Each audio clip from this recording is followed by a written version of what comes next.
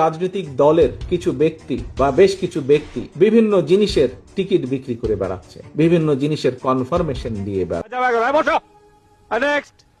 শহীদ রাষ্ট্রপতি জিয়াউর রহমানের নাম নিলে প্রতিদিন ব্যাস সুনিশ্চিত। কি হয়েছে? ব্যাস সুনিশ্চিত। বেগম খালেদা জিয়া যার নাম উচ্চারণ করলে মুখটা পবিত্র হয়ে যায়। আপনি তো সেলসেলায় বেচতে যাবেন।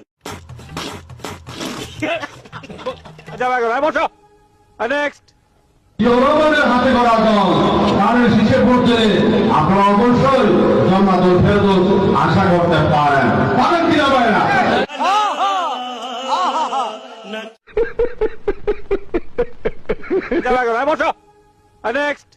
আমরা ধানের শীষে ভোট দিলে আমরা জান্নাত পাবো, এটা আমরা বলতে পারি। আদর্শবান দল ধানের শীষের দল। বলে দেবেন ভোট ধানের শীষে দিতে হবে। যদি ধানের শীষে ভোট না দেন, এই মহিলাদেরকে বলছি আপনারা জান্নাত পাবেন না। তারেক রহমান তার নাম উচ্চারণ করতে হলে উর্দু করে করবেন।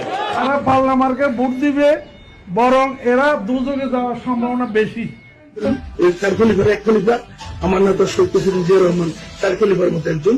আমার নেতা তারেক রহমান, হযরত আলী রাদিয়াল্লাহু আনহু, আমার নেতা মা ফাতেমা, বেগম খালেদা জিয়া।